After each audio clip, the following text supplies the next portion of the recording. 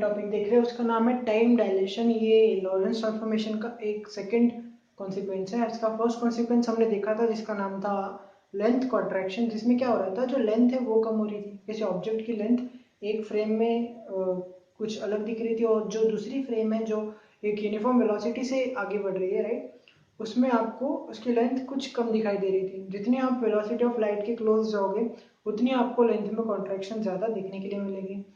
ये तो हमने कुछ देखा था। और जो रेस्ट लेंथ थी that was greater than moving length, ये भी हमने देखा। अब नेक्स्ट चीज जो है वो है हमारा टाइम डायलेशन। टाइम डायलेशन मतलब मैं बता चुका हूँ, उसका मतलब होता है टाइम का धीमा होना, जो टाइम धीरे धीरे पास होगा। जो यूजुअली जो टाइम आपका टाइम का रेट है फ्लो होने का वो स्लो हो जाएगा। कब स्लो होगा? जब आप किसी चीज को लाइट की स्पीड के कंपैरेटिव एक वेलोसिटी से चलाने लगोगे। तो लेट्स सी कि अगर आप एक एक्सपेरिमेंट करते हो, एक आपने क्या किया है, एक लाइट क्लॉक लिया है। लाइट क्लॉक मतलब जिसमें रेडिएशंस के थ्रू हम टाइम देखते हैं, तो उसमें 150 मीटर का डिस्टेंस है, ओके, उस लाइट क्लॉक में। अब एक इंसान जो है वो अर्थ पे है, जो रेस्ट पे है, ओके, अर्थ पे है। और उसी तरह से एक इंसान है जो एक स्पेसशिप में ट्रैवल कर रहा है जिसकी velocity 80% of the speed of light है, ओके। तो जब ये इंसान जब इस शिप में खड़ा होकर ये इसकी लेंथ देखेगा तो उसे इसकी लेंथ एक स्ट्रेट लाइन में दिखेगी इस तरह से, जो होगी 150 मीटर। जो एक्चुअल इसकी लेंथ है वो होगी इसकी 150 मीटर, उतनी ही उसको दिखेगी। बट यहाँ से जो इंसान उसे देखेगा उसको कुछ इस तरह से लेंथ दिखाई देगी, ओके। मतलब इसको थोड़ा मैक्सिमाइज करता हूँ मैं, कुछ इस तरह से उसे लगेगा कि ये जो इसकी लेंथ है कुछ इस तरह से जा रही है, ऐसे फिर ऐसे, ओके। तो उसे क्या लगेगा कि इसकी लेंथ कॉन्ट्रैक्ट हो रही है। लेंथ को अगर आप देखो, लेंथ का फॉर्मूला यहाँ पर हमने निकाला है ct। ct मतलब speed into time, length is speed into time, okay. Distance बोलो लेंथ बोलो एक ही बात है। तो distance is speed into time या फिर वेलोसिटी इंटू टाइम। तो लाइट की velocity c and the time आपने जो यहाँ पर टाइम लिया दैट इज t, तो आपकी लेंथ हो गई ct। अब लाइट की जो वेलोसिटी है वो तो ct है, मतलब लाइट की velocity is constant, okay, distance is ct, light की वेलोसिटी इज कांस्टेंट। वेलोसिटी तो चेंज नहीं होगी। अब बचता क्या है, चेंज होने लायक क्या रहेगा वहां पर, टाइम, ओके। तो जब टाइम चेंज हो रहा है तो उसके अकॉर्डिंग लेंथ चेंज हो रही है, मतलब टाइम और लेंथ दोनों चेंज हुआ। यहाँ पर टाइम में भी जो चेंजेस आ रहे हैं इसलिए जो टाइम है वो कम हो रहा है, लेंथ कम हो रही है, मतलब टाइम कम हो रहा है। तो कुछ इस तरह समझाता हूँ आपको।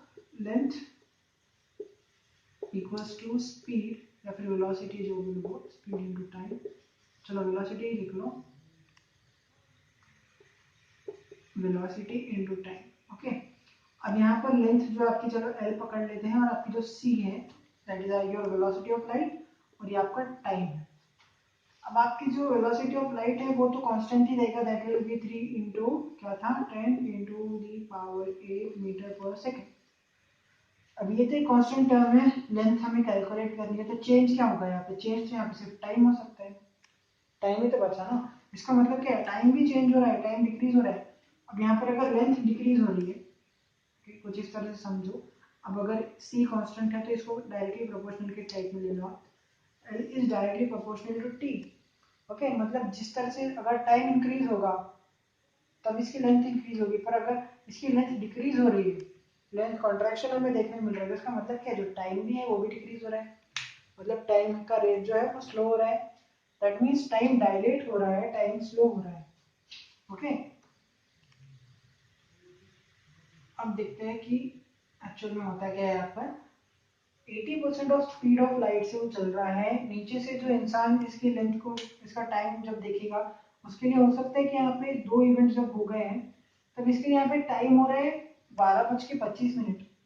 बट इस इंसान के लिए जो स्पेसशिप में यहाँ पर है उसके लिए टाइम होगा सिर्फ 12:15, 12:15 बजेगा उसके लिए बस, और ये 12:30 के आसपास पहुंच चुका है।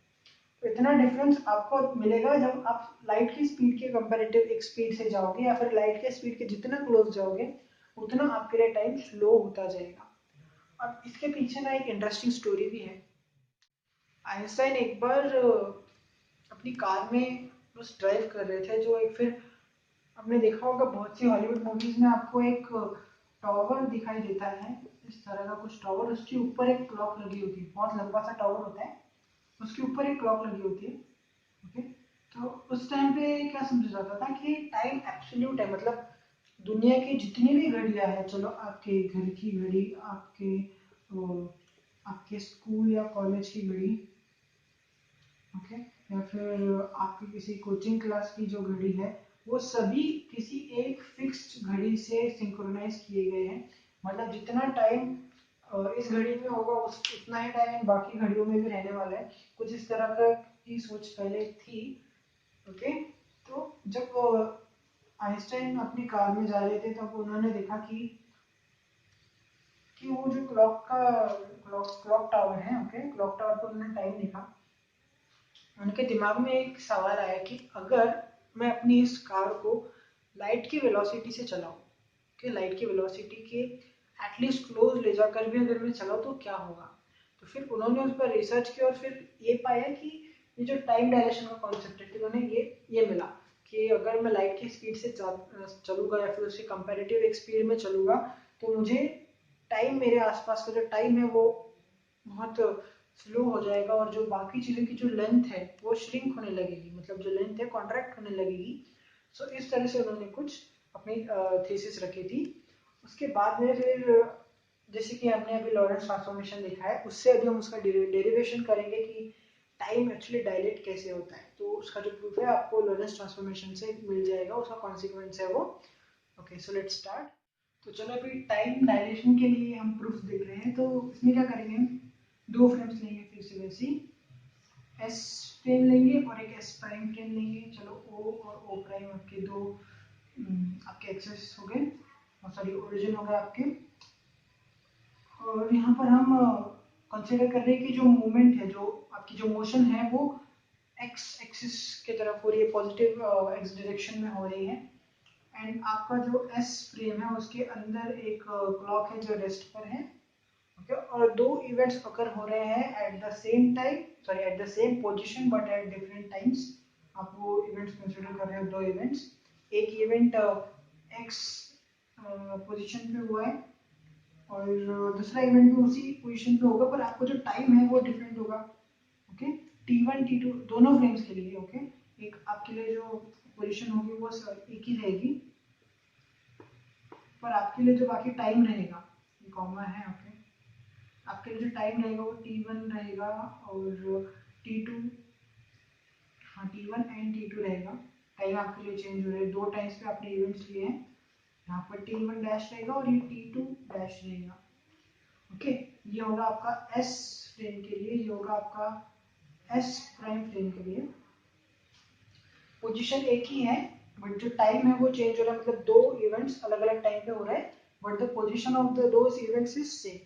ओके, कोई भी इवेंट्स हो सकते हो। ठीक है, इतना समझा आपको। अब क्या करेंगे हम, लॉरेंस ट्रांसफॉर्मेशन इक्वेशंस फिर से यूज करेंगे। जो दोनों भी इक्वेशंस है वो यहाँ पर हो रहे हैं। अब पहली बात तो यहाँ पर हम सिर्फ x, जो मैंने अभी लिखा था, x और x प्राइम हो रहा है, और जो आपका टाइम है T1 प्राइम T2 प्राइम कुछ इस तरह से मैंने लिखा था।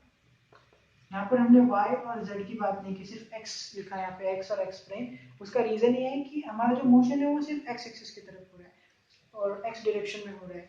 ओके, वहां पर y और z का तो कोई रोल नहीं है। ओके, तो वो तो जीरो है, अगर या फिर होगे भी तो that will be equal to, अगर x है तो x, सॉरी y है तो y प्राइम की इक्वल रहेगा, z है तो z प्राइम की इक्वल रहेगा, and that will be equal to zero. Okay, क्योंकि मोशन तो टोटली इस तरफ हो रहा है हमारा। ओके, अब लॉरेंस ट्रांसफॉर्मेशन के थ्रू निकालेंगे हम इसका डेरिवेशन।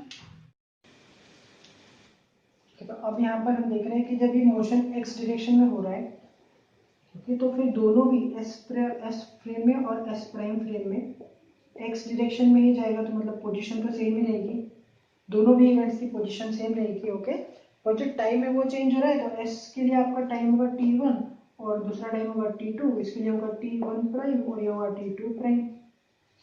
ओके, अब आप जब निकालोगे रेस्ट वाला टाइम तो होगा T0, it will be equal to T2 minus T1, और ये होगा आपका ठीक है रेस्ट वाला, रेस्ट टाइम इंटरवल, जो रेस्ट टाइम इंटरवल है t0 होगा, और जो आप निकालोगे आपका मूविंग वाला time interval,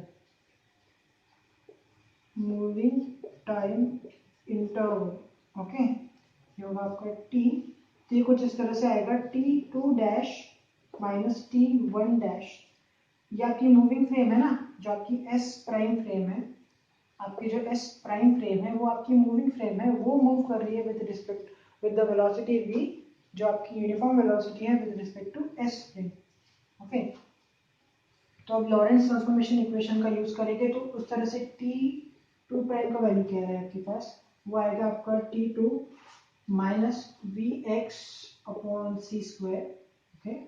t2 dash equals to आपका t2 minus vx upon c square under root of 1 minus v square upon c square, और जब t1 प्राइम निकालोगे तो आएगा t1 minus vx upon c square, और ये हो गया आपका under root of 1 minus v square by c square. अब जब आप निकालोगे, आपका जो t की वैल्यू वहाँ निकाल रहे हो, t2 prime minus t1 prime, तो आएगा t1, ओके। अब ये माइनस और ये माइनस, माइनस माइनस प्लस, सो हो गया कैंसिल, तो आपका आएगा यहाँ पर t2 dash minus t1 dash है ना, सॉरी, सो t2, ये इसको और इसको सब्ट्रैक्ट करोगे तो एक माइनस और minus, vx upon c square, okay, फिर माइनस, और ये आपका minus vx upon c square, ये माइनस माइनस प्लस हो जाएगा और वो कैंसिल हो जाएगा टोटली, तो आपके पास बचेगा t2 minus t1 upon under root of 1 minus v square upon c square. So फिर से उसी तरह से आपके पास आ गया t इक्वल्स टू आपका जो रेस्ट लेंथ है t2 माइनस t1,